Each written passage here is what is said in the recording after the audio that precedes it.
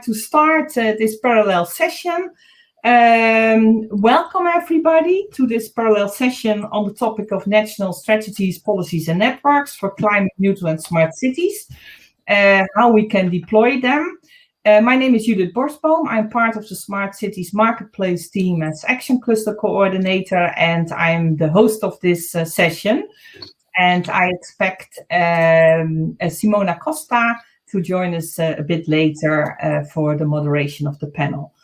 Why is this topic relevant? Well, we know that there are many cities that are really working very hard on implementing smart climate neutral city plans. We also know about the Green Deal, having the climate change mitigation really at the heart of it, and sustainability being very, very prominent. But we also have the national levels, and sometimes it seems that the national levels are a bit less visible, but they are also very, very important. So that's why I'm very happy that we have a couple of speakers here that all represent networks, government agencies, or agencies and organizations working at the national level. Because the national level is important. We know that it's important for the context in which the cities can operate.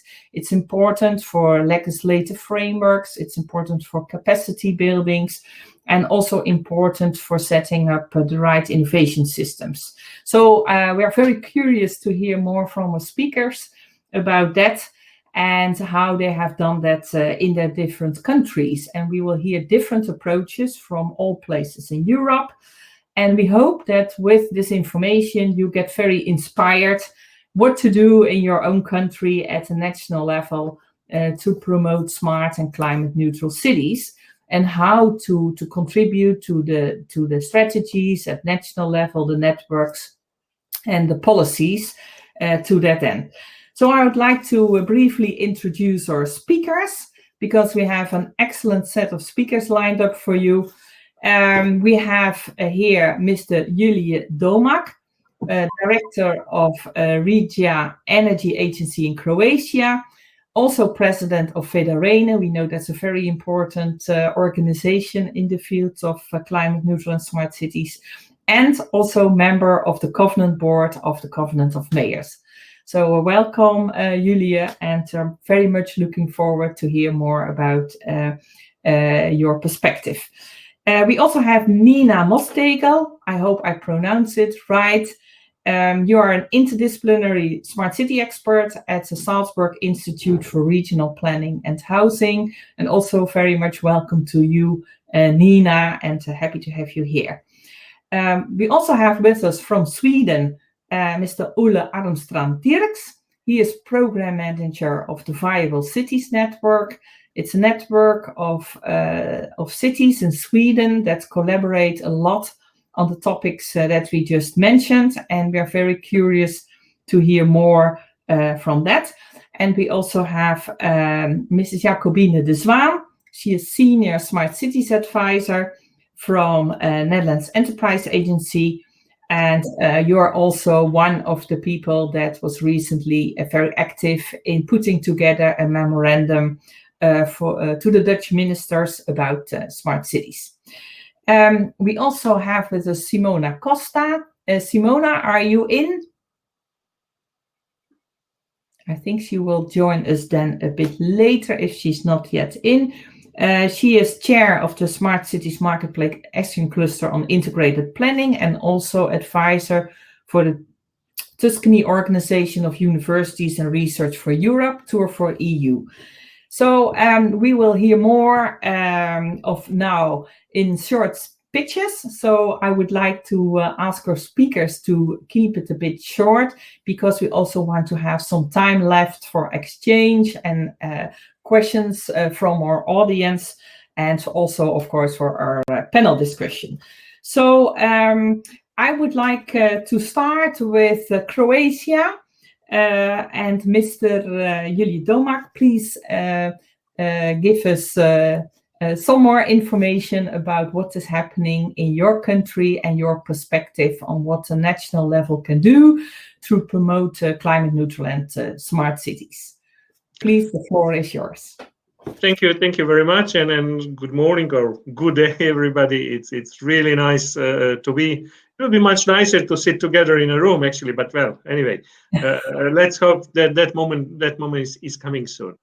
But anyway, it's a nice topic. I think it's a very important topic. Thank you very much for inviting me to mention a few words what we are doing in Croatia.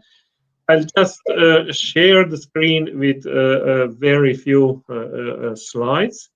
Just to show you, well, not show you visually what we are doing.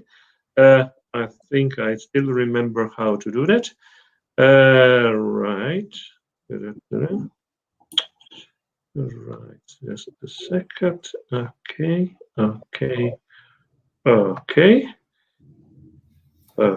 This should work, right? Yes. Very good. Okay. We don't in Croatia. We don't have a national strategy or policy document focused exclusively on smart cities.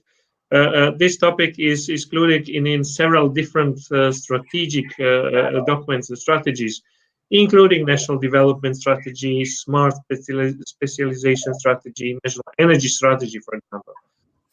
They all include concepts like smart grids, smart buildings, and similar. The question is, well, should we have another strategic document, or maybe it's even better to have the topic integrated in all other really recent and important documents. A number of cities in Croatia, I think around 30 cities, and we are a rather small country, you should know, have adopted their own smart city strategies. However, to be very open, these strategies are quite varied in terms of content and ambition.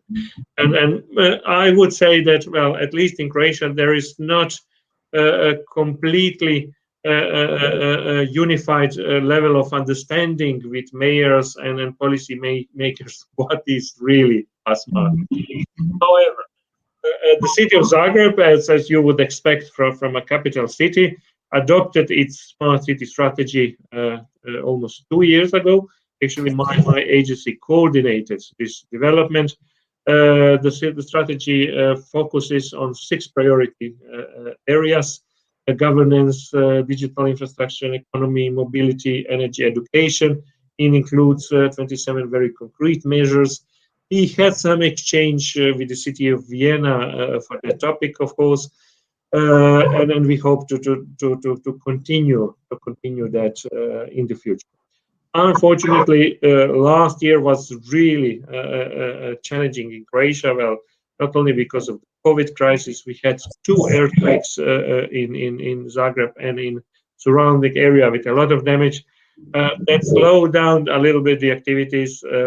But we have now a new city administration, a new mayor from 2 weeks ago, which has smart city and green transition very high on the agenda. So I'm really optimistic for the city of Zagreb in the next period.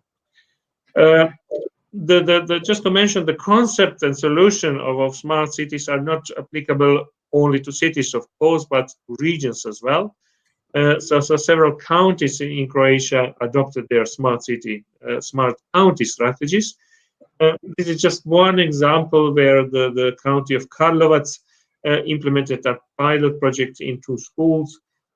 So they measure everything, they control everything, they try to optimize everything from energy until air quality and so many other features as you can imagine.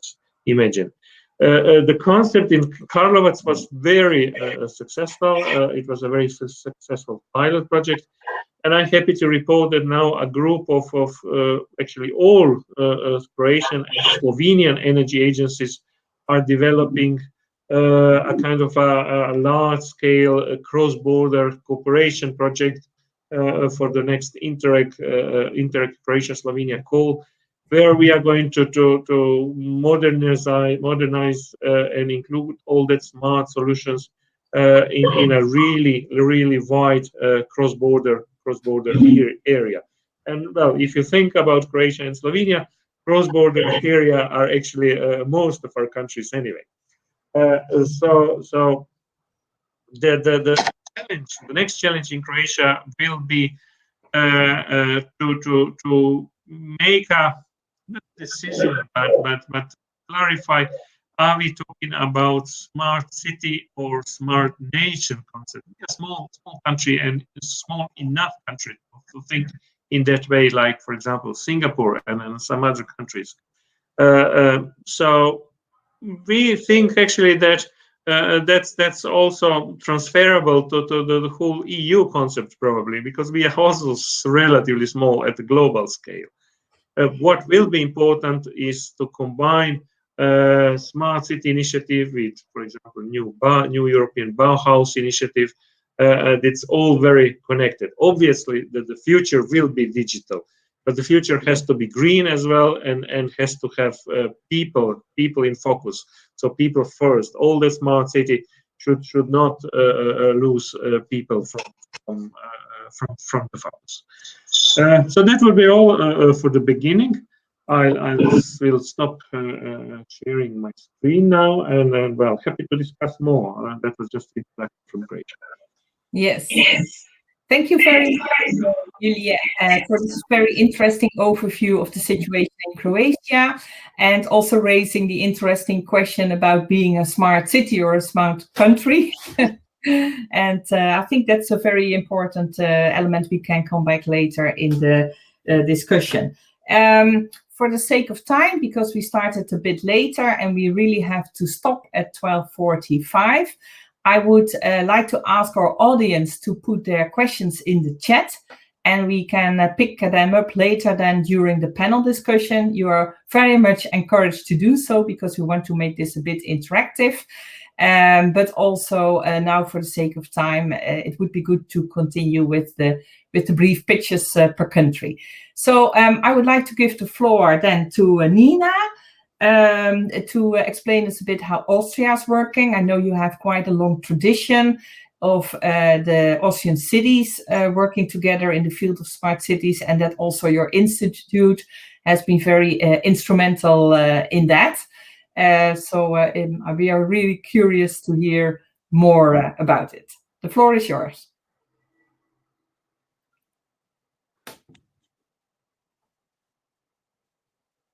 Nina, does it work with your microphone?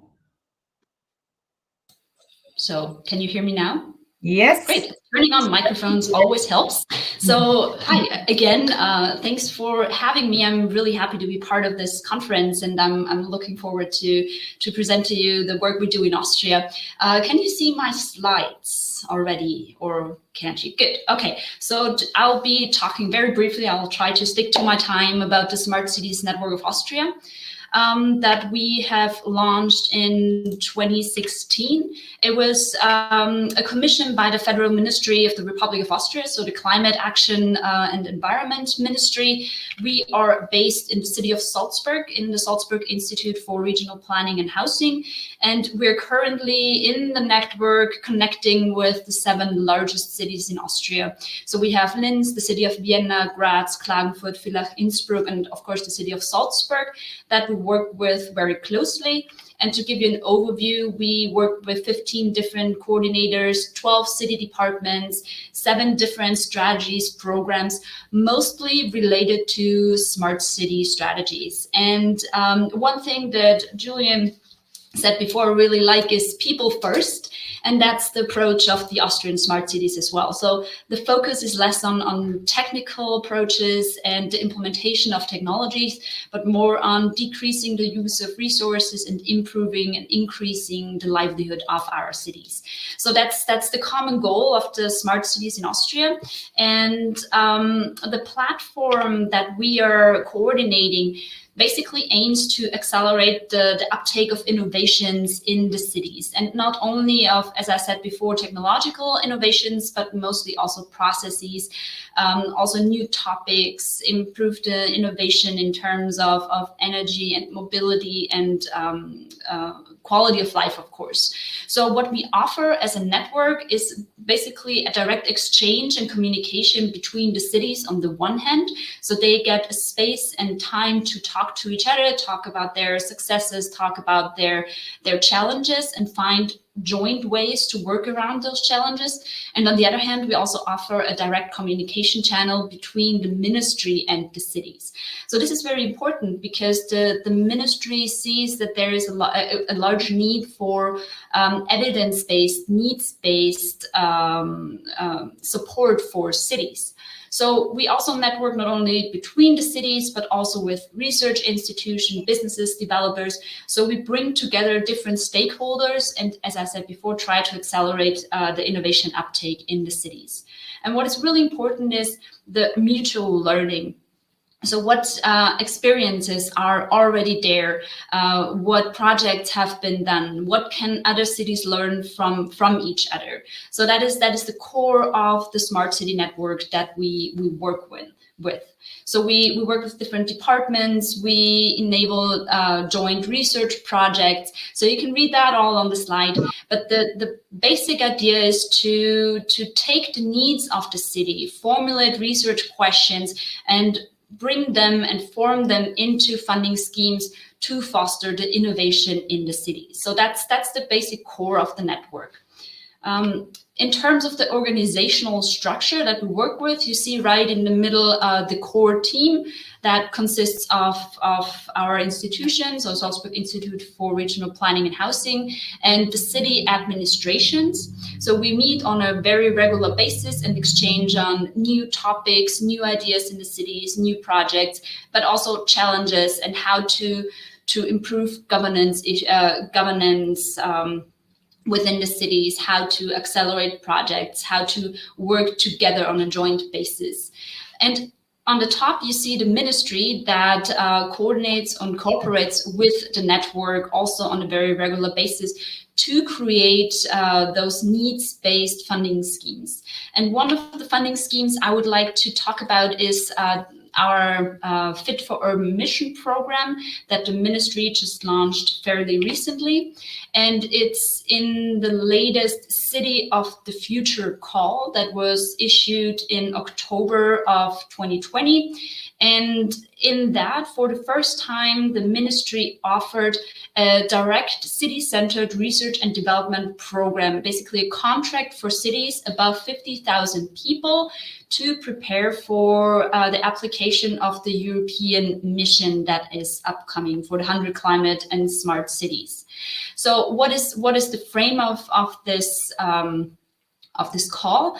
It basically provides 1 year of funding for the cities to develop visions, goals, strategies, and measures to become climate neutral cities by 2030. But in addition to the visions and goals that some cities have, some cities don't have, the 1 year will also provide them with the opportunity to think about capacity building. So not only what measures do we need to take within the cities to reach climate neutrality, but how can we improve and increase our capacity to actually bring those measures and projects down to the ground and implement the projects. And what is also part of this is the development of a structure and capacity plan for the participation in the European mission. So that is one approach that the ministry took, supporting cities in becoming part of the larger European mission. The program is called Fit for Urban Mission, which is, I think, a very nice touch to the European mission. And one aspect that is very unique and it has never been done before is that all the cities that have applied for this R&D program have to follow a complementary process. And this complementary process is also steered by the ministry, and it had a scoping phase where we supported the cities in applying for those research and development program. So there were a lot of webinars and seminars that we provided for the cities to apply for this program. And now currently we're moving into the implementation phase, so the 1-year duration of the research and development program. And what we provide is more or less the consistent information. What will the EU mission look like? What is required of the cities? In addition, we will generate knowledge for the ministry to expand their demand and needs-oriented funding schemes. Because right now the cities are working on visions and goals, but the implementation will also be a next step that we have to focus on. So all the knowledge that we generate throughout this 1-year process will be formed into funding schemes. Also, what we provide is a content-related support and consulting for the cities, depending on the focus areas that they have. And what we really want them to do is learn from each other and network with each other. Because as I said before, you don't have to reinvent the wheel all over again. There's a lot of knowledge there, and that's what the ministry saw and really aims to boost in order for Austrian cities to become climate neutral. I hope this was in time. This is just our contact information. So yeah, we're happy to exchange. Thank you so much, Nina. Very interesting perspective also on the capacity building and how to promote implementation by really investing a lot in building the capacity. Thank you so much for great presentation. And now I would like to go to Sweden and to hear from Ulle about the Viable Cities program, how they have approached it, because it might have some similarities with how it's organized in Austria, but probably you also do a lot of things in a different way. So Ulle, the floor is yours. Thank you. I'm just going to double check and see if you can see my screen as well. Yes. Great. So thank you so much for having me. This is a really great dialogue already. So from Nina and Julia, I've actually been emailing some slides from Nina and Julia to my colleagues at Viable Cities. So some sharing between the countries is already happening. So thank you again. So I'm Ulle Armstrand-Eriksson. I'm from the program management of Viable Cities. And at Viable Cities, we are directing pretty much all our efforts towards the mission of climate neutral cities 2030 with a good life for all within planetary boundaries. So as you see, we have this focus on climate neutrality, but we're also taking a people-centered approach and taking the social dimensions within this big transition that we're in. So our organization, Viable Cities, we fund projects in line with the mission. So more than 60 projects are part of our portfolio, but we have a special focus on local government.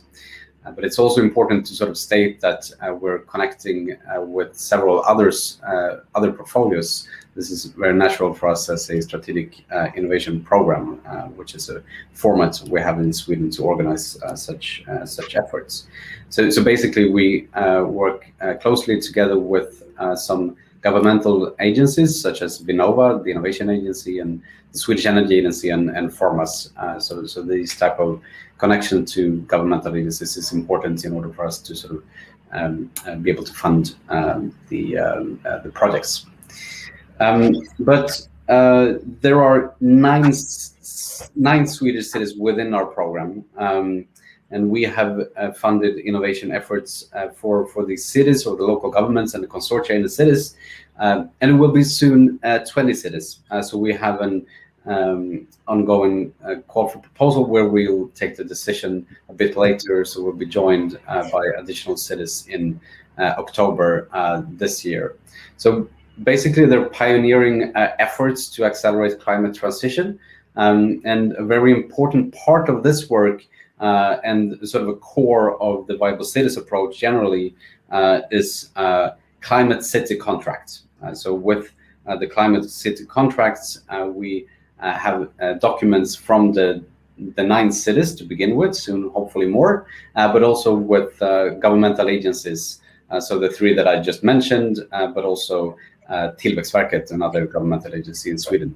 So what you see here is a photo taken at the end of last year with our program manager. So by the way, I'm at the program management of Viable Cities, but you see our program manager here, Mrs. Olga Kordas. Together with general directors from 4 governmental agencies and the mayors from the 9 Swedish cities in Sweden. So with the climate city contract, we see this as a sort of a negotiated collaboration for a faster climate transition, of course, in the cities. And each of the 9 cities now have a climate city contract where they outline their commitments.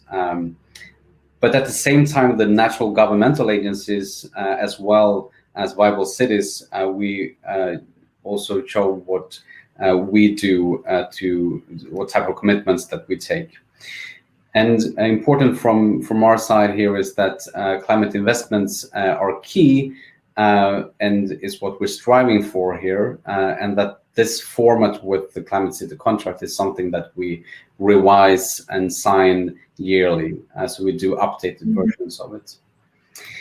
So that's a really short intro to our work that we do. But for this context, since we're also talking about the sort of marketplace, I'd like to mention just briefly, if I have the time, that we're doing an initiative together with some of the mentioned governmental agencies, but also with UN Habitat to strengthen our efforts outside Sweden and also actually outside the EU.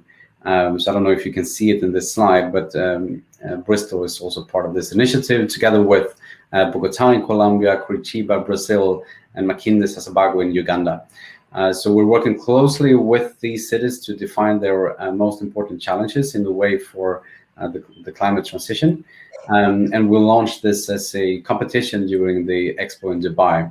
So you're invited to collaborate with us to further develop and strengthen this challenge. And if you represent a company, of course, more than welcome to join us as a competitor and see how you can also be linked to the later stages, which would include system demonstration and so on. A lot of learnings that could be implemented also in Europe and Sweden.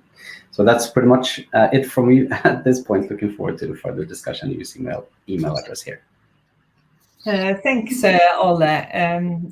Very impressive, I think, how you managed to link the national level and the local level together, and also how that works on both sides to mobilize the people working in those organizations. For the sake of time, because we are running a bit late, I would like to give the floor now to Jacobine. And then after Jacobine's presentation, open the floor to some questions from the audience and the panel discussion. Jacobine, the floor is yours. Yes, thank you, Judith. Thank you very much for letting me be part of this session, which is already very interesting for me. I've learned a lot, and I can say that from the national strategy part, the national policy part, I think the Netherlands has, there are very much a lot of similarities with Croatia. So we also have to search for alignments with other policies on national level. There's not one big master plan on smart cities. So we have the policy of digitalization from the Ministry of Economic Affairs, and we have the policy of spatial planning from the Ministry of the Interior. So it's a little bit like bubble gum. We have to search, we have to stretch ourselves and search for alignments and search for hooks, which can be sometimes pretty challenging. Okay, so and at this moment, the national smart cities initiatives they are a bit scattered, from my opinion, and that means that I cannot provide and present one view or one strategy. So please view this as my personal perspective. Yeah. Okay. I want to share with you that we did actually create a Dutch smart city strategy in 2017, and it was co-created with the public, the private sector, and knowledge institutions. And we presented it to our Prime Minister. If you look back at it, the big lesson that we learned is the public sector that was there was almost all part of local government. So it was more or less the city and the regions, and we didn't create the hooks with the national government. And the impact of this strategy also has been limited due to the lack of co-creation, of the concretization in actions. For example, a roadmap was missing. But what did come out of it is that the G5, those are the biggest cities in the Netherlands, they're working pretty closely together on topics of smart cities. So we're working on 5 cross-sectoral themes, and each big city has one of those themes. And it means that they don't compete with each other, and they created an ecosystem around that specific topic, not only of local stakeholders within their city, but part of the whole country. So, for example, circular economy is from Amsterdam and resilience is from Rotterdam. Safety and security is by The Hague, mobility Eindhoven, and healthy urban living is the city of Utrecht. But in the end, I feel we must do better. But how do we do that? In the end, I feel that, and that's the same actually like every speaker has mentioned, is that you need to bring it together in the form of concept and integrated solutions. And what here you can see a lovely quote from Ahmed Abu Taleb, the mayor of the city of Rotterdam, in which he also says, like the other presentations, smart cities, they don't exist. The only thing that exists are smart citizens. They need to focus it in, they need to live in those cities. So we have created sort of a framework in which you say the quality of life of cities is the most important one, and how do you create sustainable smart cities, and using technology to combine all the flows like food, energy, waste, and water. But at this moment, if you look at the role from the national government, it is that here I've used some examples of what they are doing. It's especially in laws and policies that are related to smart cities, but it's not that there's one big smart city law. But what we do have is that we focus a lot on ecosystems and networks. And I've taken 2 of them. One are top sectors. They're from the Ministry of Economic Affairs, and that's more or less a top-down network, and it concerns policies and strengthening our key economic areas in the Netherlands. And for example, living labs are part of that. But that's more or less the bottom, the top down. And if you look from the bottom up, then there's an initiative from the Ministry of the Interior, and they promote collaboration within the quadruple helix for tackling wicked problems, but they don't have a formal agenda with the Dutch research and innovation agenda. So it's the Ministry of the Interior and the Ministry of Economic Affairs, and it's not yet aligned. So all the ingredients are there. And for that reason, we more or less said, okay, we're going to co-create with another memorandum. It was not part of a strategy. It was just a 2-pager in which we say we need the national government because they have the power to create mass and impact. Since we're almost starting with the European Championships on soccer, I more or less quoted that in the Netherlands we actually need a midfielder like Frenkie de Jong. He's one of our key players. I hope he will do well, and he can flip what we have already started. But because we have a lot of ingredients that are there. And so we must be able to dribble in narrow spaces and play long field passes and have control and pass accurately to all the players that are involved. And of course, you have to play or you have to read the game because no one knows what the future is gonna look like.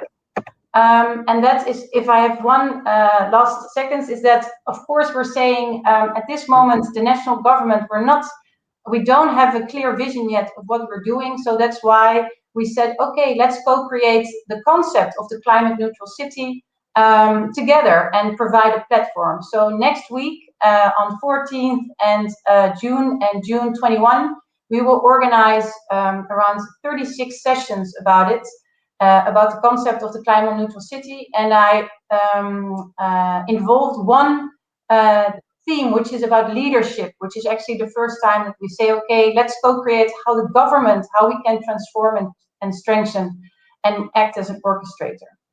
Okay, thank you very much, Judith.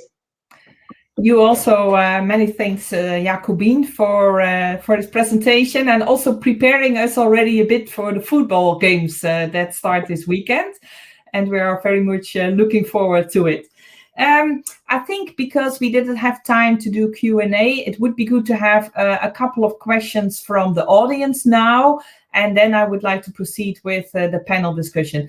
I just got a message from Simona Costa that unfortunately she was not able to attend, so but we prepared together, so I will moderate the panel discussion, and Simona sends her greetings to all of you. So the people in the audience, you have been very silent so far and also patient with us, of course, and maybe already you have heard a lot of presentations. Do you have any questions that you would like to ask? If so, please unmute yourself and let us know. Who would like to take the floor?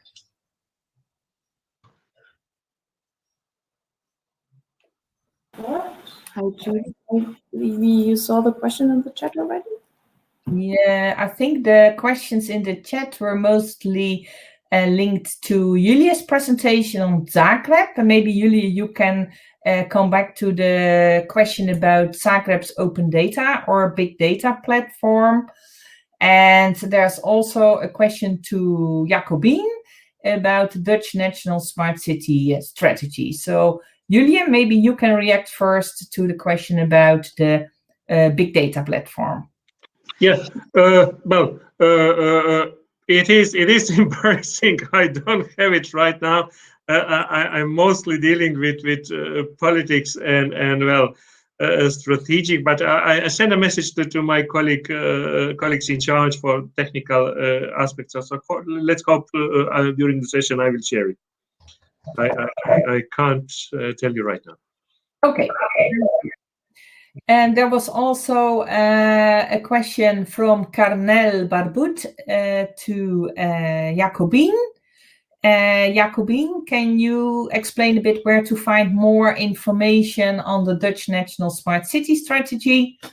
Yeah, I think, and that's also one of the lessons that we have is sometimes people don't know because we don't show. I just saw the question, and for example, the strategy is on my cloud from work, so it's just a PDF file, and I will share it with you, Judith, so you can send it to all the people that are interested in it. Yeah. Because I still think it is a very interesting document. The only thing that's missing is that there are no clear roadmap, there are no clear dates on what we actually want to achieve, and with a focus on who is responsible for what. But it is a very nice starting point. So it is interesting to mix it, for example, with the initiative from Sweden, because I think that in Sweden they did take the next step and say, okay, if this is the strategy, how are we gonna make sure that everyone keeps to it? Okay, good. What we can do is we can take care that the document, if it's public, Jacobine, we can put it on the website of the Smart Cities Marketplace. Also, the recordings of this session will be uploaded, and if I'm not mistaken, there will also be a small summary of the session. So there's no problem putting it there. Yeah. Can I just say, it is not. I just want to say the smart cities, because I saw it in the chat that why is it not public? It is not public because we didn't show it too much. There are no secrets in it, but it is there's not one platform in which we say this is the Netherlands, welcome. We have several platforms, but we are working on it. And that's why I just said, yes, it is somewhere on my cloud, but of course it is for everybody to be out there. Yeah, sorry, then I misunderstood. My apologies for that. I see there's also a question from Espen about how engaged the national experts present are on the European level. Espen, can you explain a bit more about which national experts you are referring to? Is that the national experts, for example, for a specific program, or do you mean more the research community in general? Talking about national experts as in, what's it called, assigned to the commission. I'm just talking about the people, our experts in the session presented the national strategies, and we know in the community how much the cities are working across borders. And I was just wondering how much people present here discussed with their peers. We just heard the Jacobin talking about how the Swedish collaboration going on across the borders. Yes. Okay. I think Ole wants to say something about that. Please go ahead, Ole.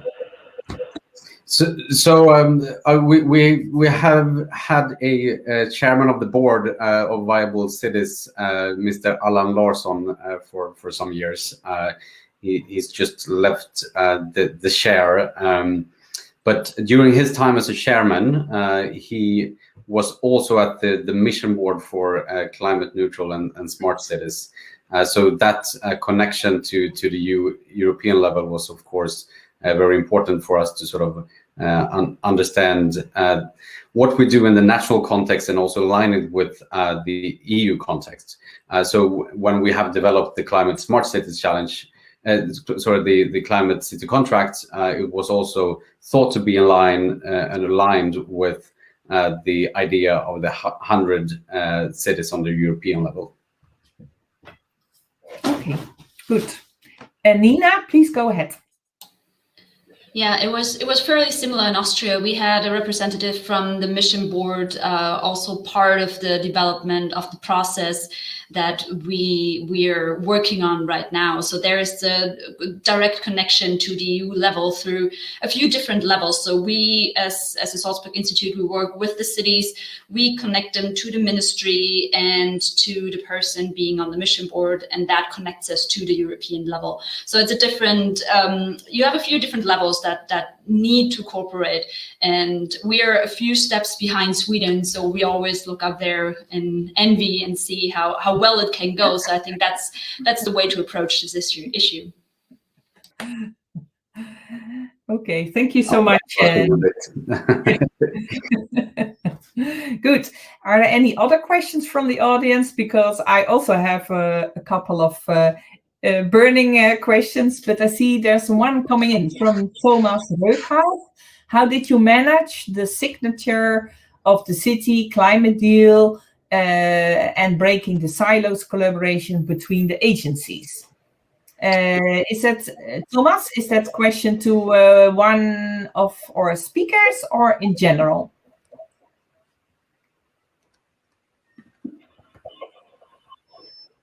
Please use the chat.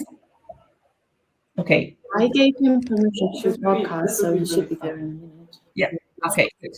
Then, who would like to answer this question of our speakers? I think it might be directed towards me, but please let me know if not, Thomas. So from our side, when we planned for the Climate City Contract, we started with, so this was a bit more than a year ago, we started to have the dialogue with the mayors, but also what we call the innovation teams for each of the 9 cities.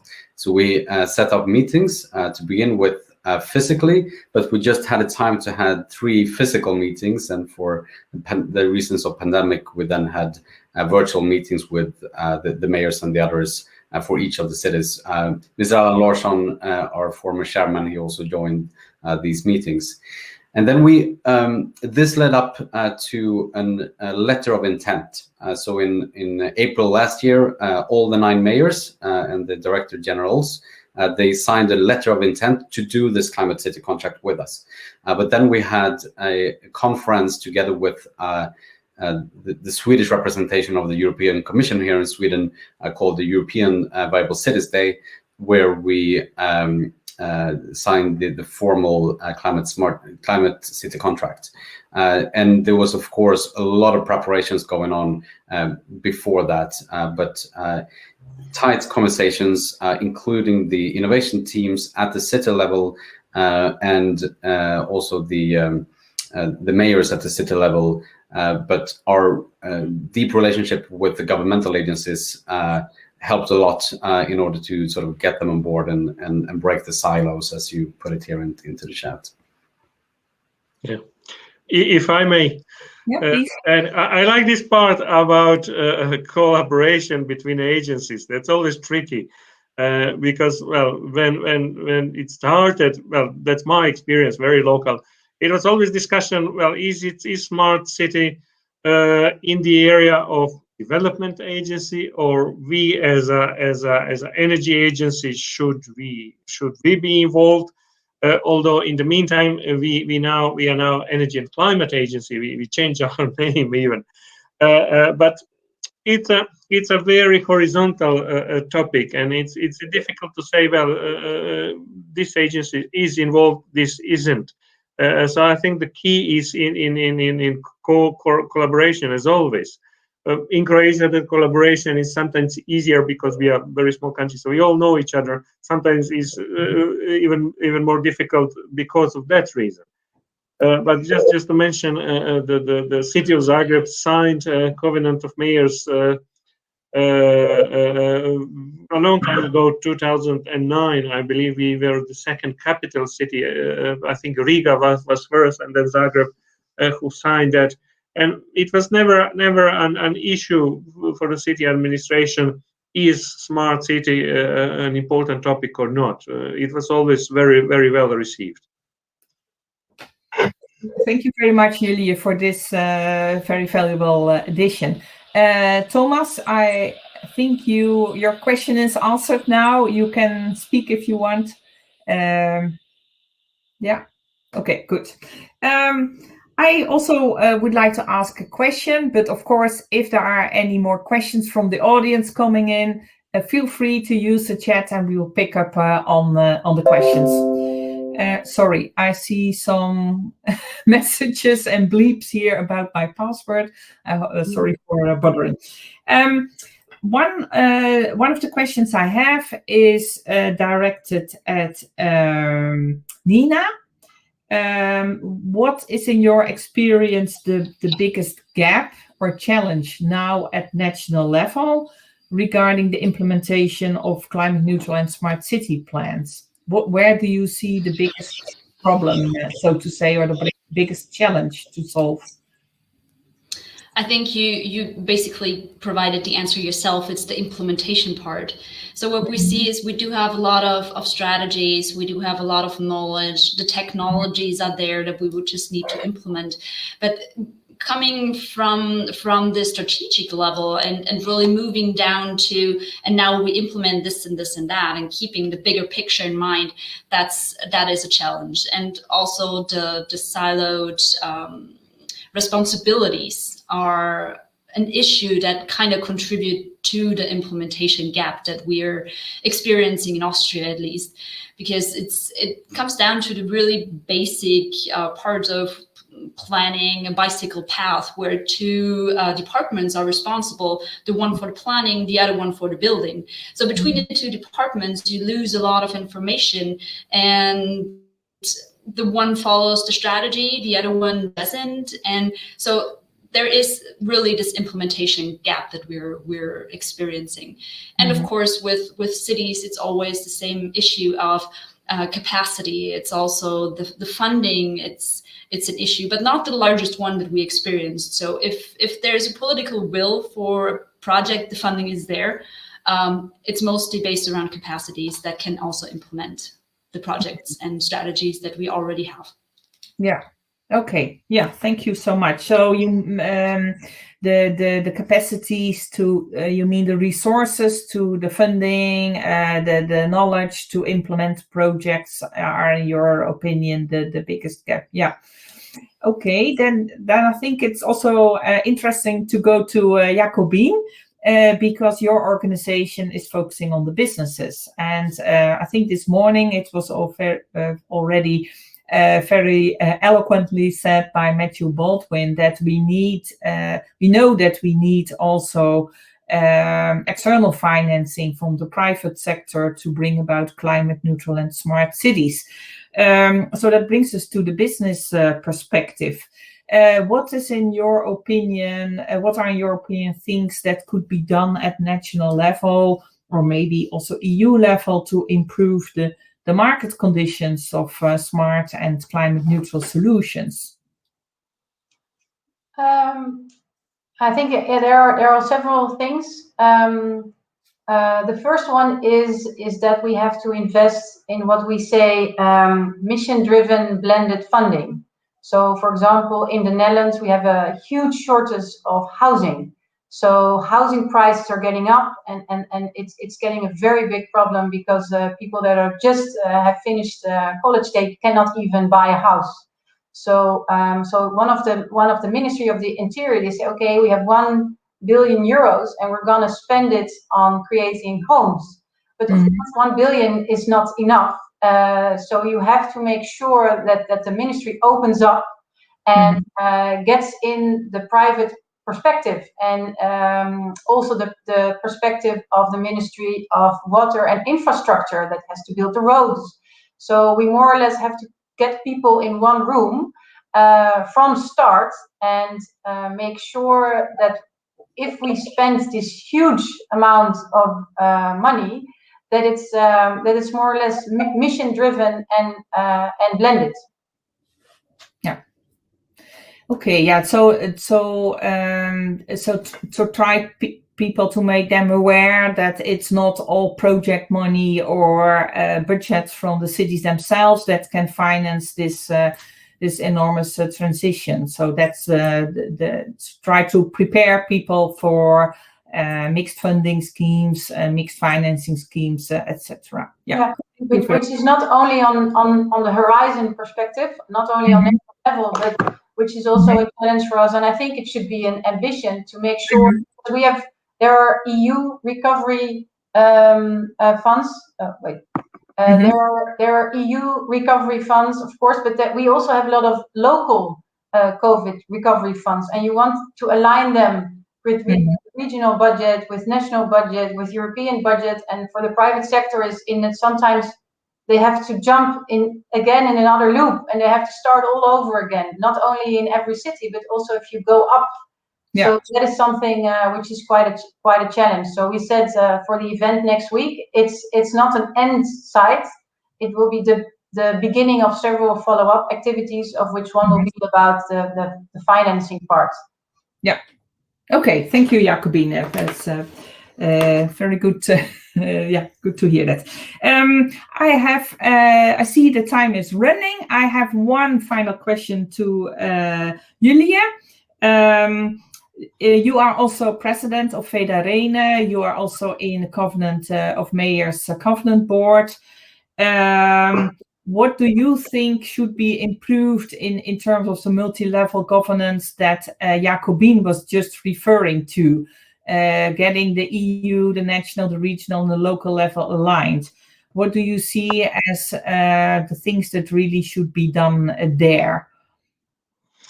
Yeah, well, it's a tough question. Yeah, I know. Obviously, well, the technology opened enormous possibilities, and I think we are already using some of that possibilities.